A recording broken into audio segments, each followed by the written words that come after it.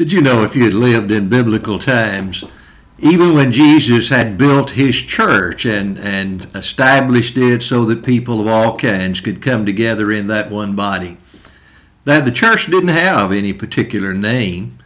As you read through the Bible, there are all kinds of different words used to describe the church. It's called the Church of God, the House of God, the Church of the Living God, the Church of the Firstborn Ones. It's called the Churches of Christ. It's called all kinds of different names. Most of the time, just a name that refers to the place where it was, the church in Ephesus, or the church in Jerusalem, or the church in Antioch. And so most of the time, it didn't have some particular description at all. The one phrase that's used most often is the Church of God. And yet people get all kinds of notions about getting the right name. Let's make sure it's named correctly. Let me note something that I want you to think about for a moment. And that is, what makes the church what God intended it to be?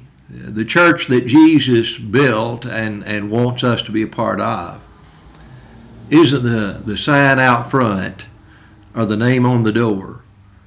It is whether or not that church and the people who make it up have the heart and attitude of Jesus.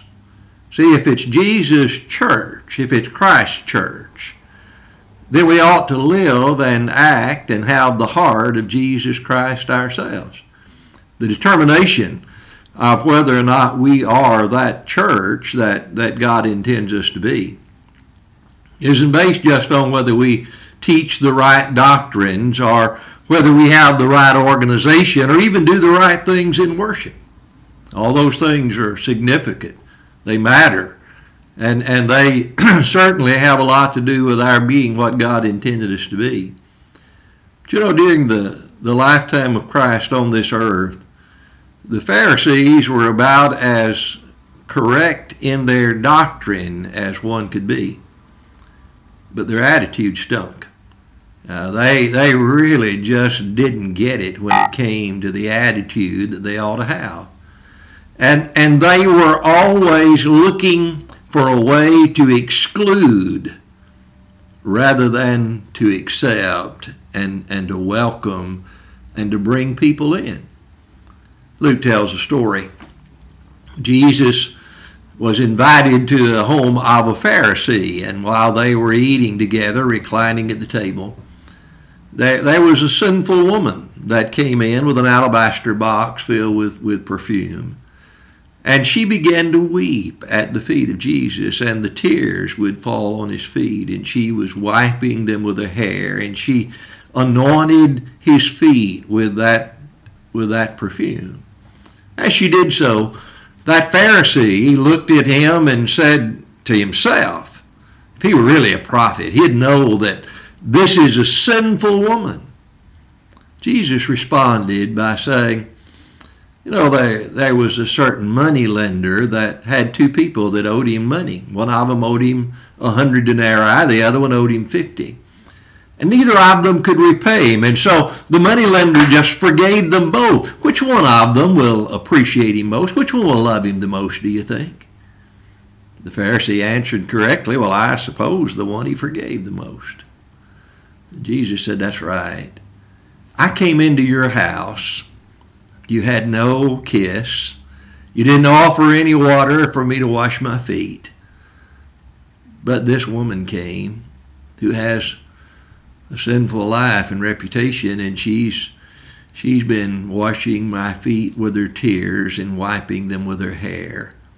Her sins that are many are forgiven. And the point wasn't that she had more sins than he did. They had different sins. Her sins were no worse than his. But he didn't think they were. He thought his sins were minimal and hers were awful. I want to ask you, if you'd been there, would you have been more like the Pharisee? More like Jesus? More like the sinful woman? See, if the church is more like Jesus, then one thing that will always happen is that the sinful, the hurting, the struggling, the ones that know they've got deep problems are going to feel very loved and accepted and want to be with that church. They'll show up, they'll be there, and when they are, they'll be loved and accepted and appreciated just like Jesus did with the sinful woman. When a church acts more like the Pharisee than like Jesus, it's not the church that Jesus built. It's not the church that belongs to him. You can call it anything you want, but it's not what God intended. To be Jesus' church, you got to act like Jesus.